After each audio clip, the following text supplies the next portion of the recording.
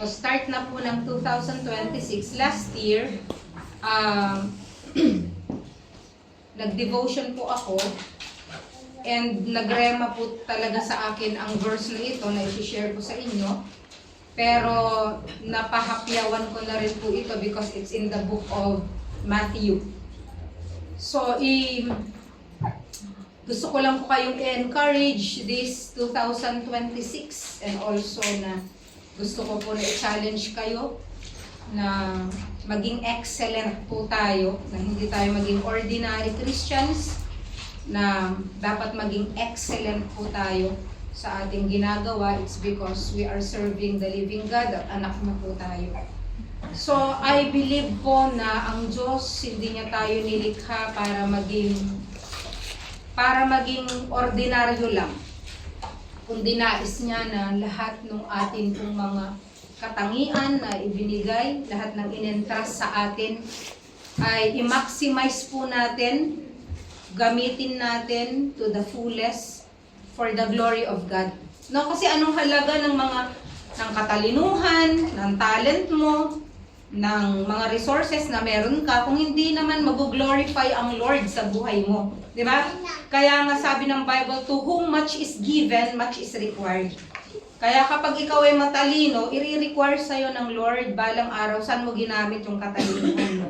Kung ikaw ay gifted, i-require sa'yo one day ng Lord saan mo ginamit yung mga gifts na ibinigay ko, mga pinagkatiwala ko sa inyo. Kaya doon po pumapasok yung reward. Walang problema sa salvation eh. We were saved because of grace, by faith. Pero yung reward po, yun po ang pinagsusumikapan po natin kung paano po tayo naging tapat, no, sa paglilingkod sa Panginoon based on what we have, no? Kung minsan sasabihin mo, sila naman ang magaling, sila naman ang gifted. Pero hindi eh, sabi nga ng Bible eh, ano ang meron ka? Lahat tayo meron. Di ba yung widow, anong meron ka? Sabing ganun po ni Elijah. So, ibig sabihin, alam ng Lord na meron at meron po tayo sa ating mga kamay. But in Matthew 6:33, ang sabi nga niya, but seek ye first the kingdom of God and His righteousness, and all these things shall be added unto you. Lagi ko pong sinasabi, nagiging white noise kung minsan yung mga verses na lagi po nating naririnig. Ano ibig sabihin ng white noise? You always hear, kaya wala na po siyang halaga sa'yo or hindi na siya nag-i-speak sa'yo. Pero sinasabi po ng Lord ito, pag sumikapan mong hanapin muna ang mga bagay na patungkol sa Diyos. Ayun ang mahalaga. Ang tao kasi ngayon, pinagsusumikapan niyang hanapin muna yung mga bagay na temporary. Material, financial, na akala niya kapag blines siya financially, yun na yun. No. Baligtad. Tayo mga Kristiyano, we are always countercultural. Kung ano ang tinatanggap ng mundo, hindi po tayo nun. We don't live by their standards. Even yung provision po ng Panginoon, we don't live in this world's economy. Di ba, laging sinasabi, ang hirap ng buhay. No. Sa ating mga Kristiyano, alam natin na mahirap ang buhay sa kapaligiran, but we do not lean on the world's economy. We live under God's economy. Ano yung God's economy? God always provides. God is always abundant. We do not live by fix. We do not live by sight. We live by faith. Yung glasses po natin, ang nakikita niya are the eyes, yung vision of faith. Hindi yung nakikita ng mata, no? Kaya nga po, this 2026, hanapin po natin yung kaharian ng Diyos. Pag sumikapan natin ang hanapin ang kalooban niya po sa atin. And God also promised in John chapter 10 verse 10, di ba? Naparito ako upang kayo ay magkaroon ng buhay. Yung buhay na yon, it doesn't refer to bios, but it refers to Zoe. Naparito ako upang magkaroon kayo ng buhay na ganap at kasiyasiya. Yun ang pangako po ng Diyos sa atin. And that's why this 2026, it's very important for us na hindi lang para we just get by, okay, makaraos lang tong taon na to, okay na, no. I think mas mahalaga na magkaroon tayo ng commitment to excellence. To how to live an excellent life. this 2026, no? At para mangyari yon, marami pong mga pinapagawa ang Diyos sa atin at isa po ang verse na ito na gusto ko pong ulitin sa inyo, and I know and I hope that God will speak to you personally. Matthew chapter 5 verse 41, ang sabi niya dito, whoever forces you to go 1 mile, go with him too. Kung sino man ang magpalakad sa inyo ng 1 milya, lumakad kayo ng 2. Where is this coming from? Saan ba nanggaling yung statement na yon? No? Alam niyo po kasi, under the Roman oppression, a Roman soldier has the right na utusan, i-impose ito sa isang ordinary citizen. If you remember the Lord Jesus Christ, nung siya po ay nagpapasan ng kanyang krus papuntang Calvary, hindi na niya makayanan, no, physically. Ano po ang sabi ng Roman soldier? Ikaw! Na? Tinuro niya si Simon, no? At kanyang pinagdala ng krus. Bakit niya dinala ang krus? Dahil ba nahahabag siya kay Jesus? No. Because yung Roman soldier, meron siyang right na kapag itinuro ka na you carry this for 1 mile. At yung sobra dun sa 1 mile, yun yung tinatawag na extra mile, yun ay galing na sa'yo. But you are always expected to do yung 1st mile. Gawin mo yon. Just like in tithing. You know what? Sa Old Testament, even sa New Testament in Matthew, makikita mo na sabi ni Jesus Christ, gawin mo ang mga bagay na ito na huwag mo rin kakalimutan ang mga bagay na ito, kagaya ng katapatan. Okay, 10% is your 1st mile. You are expected to do that, pero yung sobra-sobra doon na ibibigay mo, that's coming from your heart. Yun po yung extra mile doon. In our service, kunyari, ang trabaho mo sa music, ang trabaho mo taga-gitara. Okay, nakita mo yung walang tubig or walang something, or nakita mo merong madumi sa floor. Hindi mo iisipin na hindi ko trabaho yan. 'Di ba? The extra mile there is you know that it's not your job, it is not your responsibility, and yet you still do it. Doon po pumapasok yung tinatawag na extra mile. It's on the 2nd mile. It's on the extra mile, it's on the 2nd mile that suddenly your character is revealed. Okay? Dito pumapasok yon na marireveal kung sino ka doon sa extra na mga bagay na ginagawa mo. It is where the Lord sees your heart. There are great examples of 2nd milers, no? But gusto ko pong ibigay ang 3 tao, no? Una po ay matatagpuan sa Genesis chapter 24. If you remember, in your Bible reading, there is this woman, no?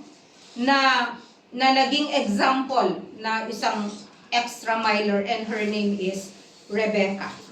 We know that Abraham is the father of faith. At ipinangako ng Diyos kay Abraham na mula sa iyong lahi, sabi niya ay lilitaw ang multitudes of nations. Diba? Yun ang pangako ng Diyos. Nagkaroon siya ng, fast forward, nagkaroon siya ng anak, nagkaroon siya ng anak na kung saan pinili ng Diyos na dito magmumula ang kanyang lahi, si Isaac. At nung matanda na si Abraham, sabi niya kay Eliezer, doon sa kanyang tapat, no, na servant, ang sabi niya, swear by me. Sabi niya, di ba, pinahawak niya yung kanyang kamay sa kanyang thigh. Mangako ka, sabi niya, na ipaghahanap mo ng mapapangasawa ang aking anak doon sa aking mga kamag-anak. Di ba, yun ang sabi ni Abraham. So, anong nangyari? No, fast forward. So, anong nangyari? Sumunod si Eliezer, and then nung nag-pray siya, ang sabi niya sa kanyang prayer sa Panginoon, Lord, gawin niyo namang successful yung akin pong lakad. Sabi niya. So, ang sabi niya, nag-pray siya, sabi niya sa Genesis chapter 24, verse 14,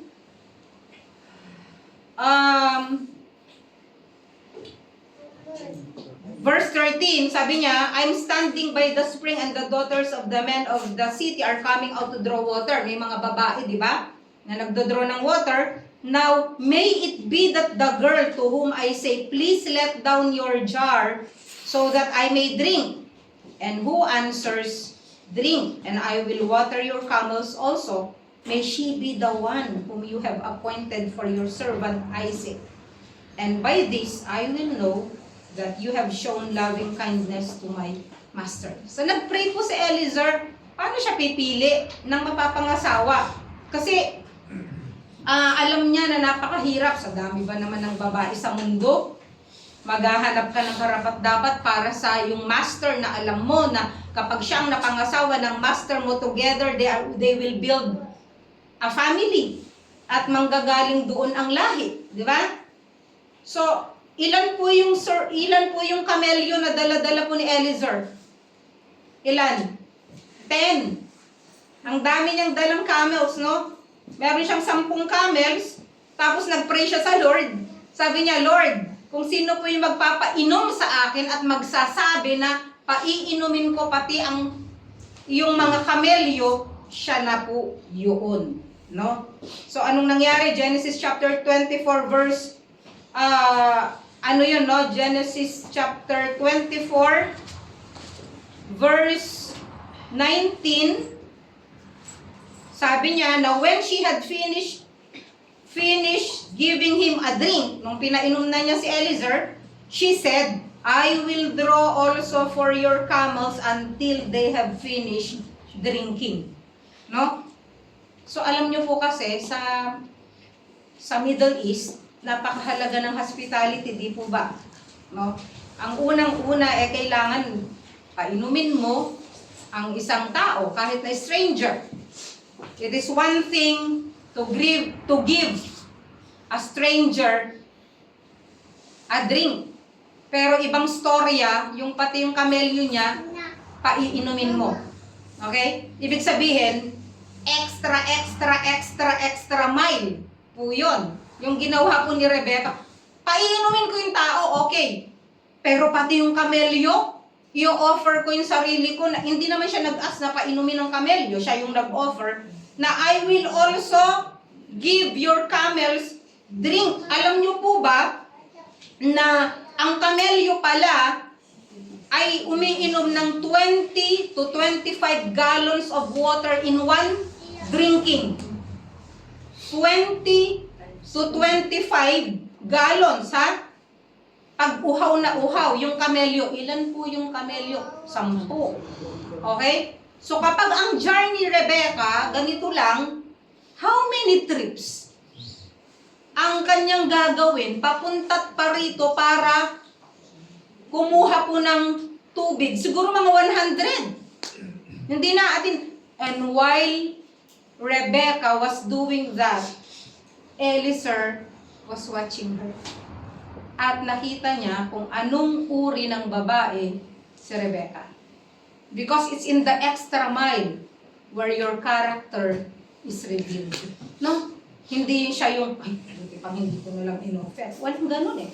Hanggang pinainom niya, hanggang sa matapos na, kaya ang sabing ganun ni Eliezer, this is the woman.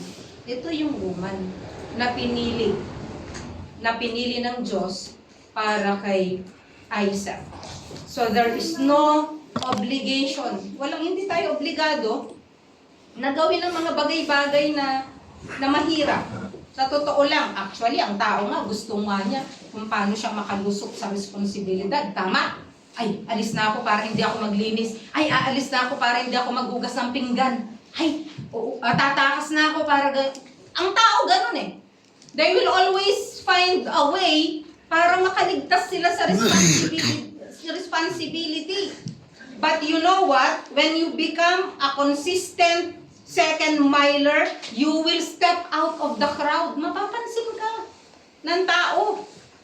People will observe you, and at that moment, madi-display. That will be the chance that you will be able to display the character of the Lord Jesus Christ.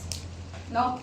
Yung patience, yung hindi ka nagdadabog, no? Pag ikaw ay inutusan sa bahay, no? Akala nyo kasing second mile sa labas lang eh. Mag-start yan sa bahay, no? Ano yung first mile? Iligpit mo yung pinagkainan mo. Itiklop mo yung mga damit mo. Itiklop mo yung mga kumot mo. Palitan mo yung bedsheet mo. That's the first mile. And the second mile, kapag pinalitan mo din yung bedsheet ng magulang mo, pag hinugasan mo din yung hindi mo pinagkainan, it is where your character is revealed. Diba? Kasi asa yung iba eh. Nakaasa lahat. Here's a principle you can have. Second milers always give more than is expected. Ang second miler, they give more than is expected of them. No? Halimbawa, pinaglinis ka lang ng banyo, pag nilinis mo, pati yung kwarto mo, extra mile yun. And the Lord will reward you. Maaaring hindi ka na napapansin ng tao, yaan mo lang, ginagawa mo sa Lord yan. But you always step out of the ordinary, kaya nga you are excellent. Kaya nga sa Bible, diba, there are excellent women in the Bible and one of them is Rebecca. Perfect ba si Rebecca? No.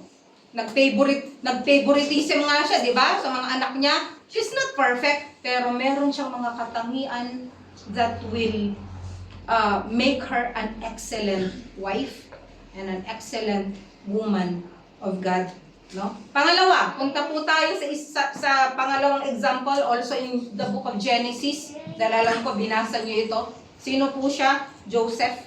Genesis chapter 37 to 50, makikita natin yung kanyang buhay.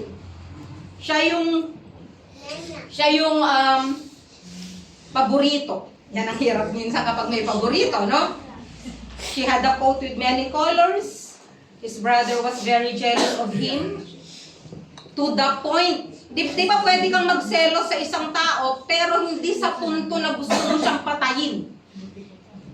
Alam nyo ba yung jealousy ng mga kapatid? It's to the point that they want to get rid of him permanently. No? Kasi kapag binabasa natin, parang ganun lang yung kwento. Nagbe-burn sa heart nila. Very passionate sila na, sana mawala na ito sa landas namin kasi paborito siya ng tatay natin. No? Ang sabi dito siya ay pinagbili, 'di ba? Ay bago muna 'yon, ano nangyari? Isang araw, nakita nila parating si Joseph, ito na yung dreamer. Kasi lalong uminit yung kanilang dibdib dahil sa nung nanaginip si Joseph, 'di ba? Na nag-bow down yung lahat sila sa kanya. So lalo silang nagalit ang mga kapatid sa kanya, and even yung kanya pong father, no? Na ang sabi niyang ganun magbabow down ba kami sa'yo ng iyong mother? So in other words, fast forward, ano po nangyari? Inulog siya sa pit, pero nagbago yung kanyang isip. Ang sabi ni Judah, ibenta na lang. Binenta sa mga Ishmaelites, and then binili siya, naging slave po siya nino? Ni? Anong Pharaoh? Bible reading ba kayo? Hello, it's January. Si Potiphar. Bakit Pharaoh pinagsasabi nyo? Okay.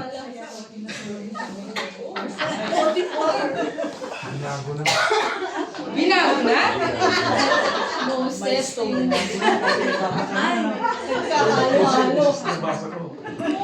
Okay, so si Potiphar ay captain ng mga royal guard sa prison. So, siya yung kumuha kay naging slave niya si Joseph, and suddenly nagustuhan siya ni Mrs. Potiphar. Dahil sa tinanggihan siya ni Joseph, tumakbo siya, inaccuse siya ngayon na he was trying to make a move, no, sa kanya. Ano nangyari? Hindi pinakulong siya. But you know what? Nung nandun na siya sa kulungan, ano pong nangyari? Siya po ngayon, na isang inmate, siya ngayon ang nagraran nung prison. Ibig sabihin, kahit nung nandun siya sa kulungan, siya pa rin ang boss sa kulungan. Why? Kasi yung character niya, hindi nawawala yung kanyang character. No? He excels at everything he does. So sa Genesis 39, nung nakita nung master nga niya, 'di ba, na meron siyang success sa lahat ng kanyang ginagawa, kaya siya binibigyan po ng ng responsibility at ng posisyon, no? And then ano po ang nangyari? Sa buhay niya, nakita po natin that he became the next to the governor. He became a governor next to Pharaoh. Ito na po yun, nung na-promote siya, nung nag-interpret siya ng dreams. Hindi po aksidente yun. May katangian. It's because of the grace of God, yes. Pero, nakikita pa rin yung excellence doon po sa kanyang buhay. Na even though na siya po ay stranger, Joseph found favor in the eyes of all his masters because of his life, no? Kasi nga, kung ikaw ay mapagkakatiwalaan, when you are trustworthy with even the smallest assignments, it makes a statement of not only your character but also your commitment to excellence.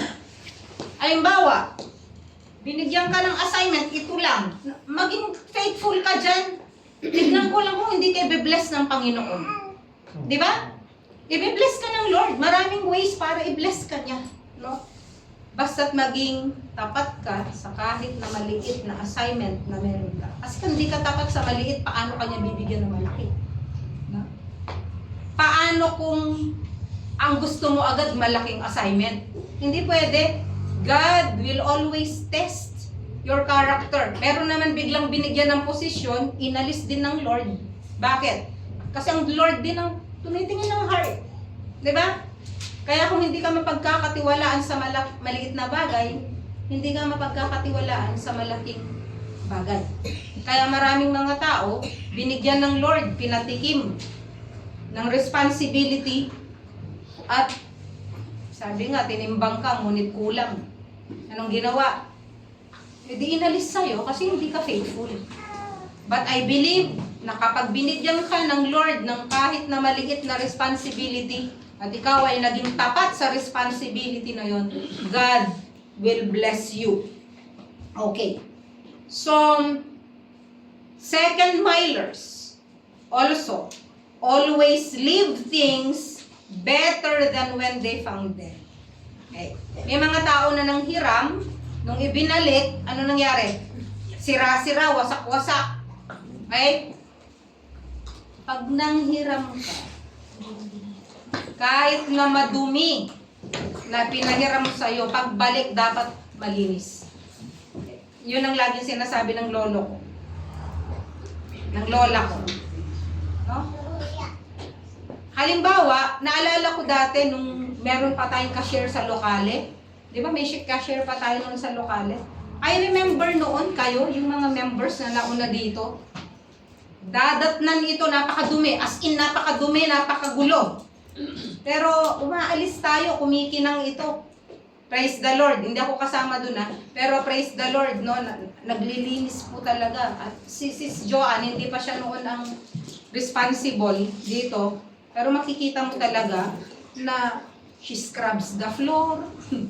Ganon din yung mga nandito na hindi ko na i-mention, but you know that. Diba? Na iniiwan natin yung lokale na kumikinang pero dinatnan na ng lilimahid. Okay. That is extra mile. So yun po yung nangyari kay Joseph, no? Doon po sa kanyang kwento. So ano pong nangyari? Itinaas po siya ni Pharaoh, binigyan siya ng ibinigay niya yung kanyang anak, no? Binigyan niya ng gold necklace around his neck. He clothed him in garments of fine linen. Ano pa? Yung signet ring, binigyan niya. Ang sabi niya, though I am Pharaoh, yet without your permission, no one shall raise his hand or foot in all the land of Egypt. Grabe. Isang slave, pinagkatiwalaan siya ng ganun. Sabi niya, I am Pharaoh, pero walang makakapasok sa Egypt kung wala kang permission. Grabe! No? Siya, napaka-laki ng responsibility na binigay sa kanya. No? This slave, this prisoner, is now in charge of the most powerful kingdom that time. Egypt. No? Why? Because every assignment he had, he did it with excellence and commitment to excellence. No? Hindi niya naisip nung nasa prison siya na, magmumukmuk na lang ako dito. Hindi, di ba? Actually, nakipagkaibigan pa siya doon. Kaya nga, di ba, nung nanaginip yung nakulong na cupbearer, tsaka yung butler, in-interpret niya yung dream at yun din ang reason, inalaw din ng Lord yun. Alam niyo yung step by step sa buhay ni Joseph, pinabayaan ng Lord yun eh. Bakit? Kasi to accomplish His purpose sa buhay ni Joseph. Kasi kung merong nagkulang sa mga bagay na yon, hindi magagawa yung purpose ng Lord para sa kanyang buhay. Okay. So meron din important na principle, no, na gusto kong sabihin. Never allow the size of the assignment to dictate your effort that you put into that assignment. Ay, maliit lang. Eto lang naman ang gawain ko. Okay? Never allow the size of the assignment to dictate your effort. No? Sila na lang. Yan lang pinapagawa sa akin. Okay? Example, no? Kapag ito yung ine-expect sa atin, lumampas ka doon, no? Without asking anything. No? Ibig sabihin, hindi mo hinahayaan yung size ng responsibility para doon makita yung effort mo. No? Yung kasipagan mo. So, ganun din po, hindi lang po ito sa ministry, ang napakahalaga po sa family. Imagine what happens in a marriage when each partner is committed to giving extra money. Diba? Hay! Trabaho mo yan. Ikaw bahala dyan. Kapag ganun po yung attitude, nare-reveal yung character mo kung sino ka. Diba? So, pangatlo, punta tayo po sa pangatlong example, the Good Samaritan, Luke chapter 10, verse 27 to 37. And of course, alam nyo po yung kwento ng the Good Samaritan. No? Paulit-ulit po yan. So, Jesus tells us the story of the Good Samaritan. Ano po nangyari? Meron isang tao, papunta po siya sa Jericho, and he was robbed, beaten, and he was left half dead, di ba? Yun ang sabi ng Bible. Half dead. Kumbaga, nag-aagaw buhay. A priest walked by, saw him, and had nothing to do with him. Got on the other side of the road, umiwas siya. Tapos, meron ding dumaan na Levite, ginawa din po niya yun, umiwas din siya. Alam niya yung law. Alam din niya yung love your neighbor as yourself. Pero ang nangibabaw sa kanya, malilate ako sa pupuntahan ko. Kasi Levite eh. Ang nangibabaw sa kanya, malinis ako, ito madumi. Kasi nga, di ba alam po natin. And he separated himself. Lumipat siya. Kasi nga, di ba, bawal ka rin na, kung patay man yon, bawal ka rin humawak ng patay. Baka mamaya makahawak siya ng patay. May istorbo siya. Magiging inconvenient para po sa kanya. Pero meron pong dumaan na pangatlong tao, and that's the Samaritan. The Samaritan saw him. Anong ginawa? He bandaged his wounds, he put oil and wine, and then put this man in an inn. Tapos nagbayad pa siya ng ilan? 2 denarii. Alam niyo ba kung magkano ang sweldo ng isang tao sa isang araw? 1 denarii. Dalawa ang binigay niya. 2 denara, ibig sabihin ngayon at para bukas, alagaan mo siya. At kung meron ka mang inabono, babayaran ko pagdating ko. Yun ang sinabi niya. No?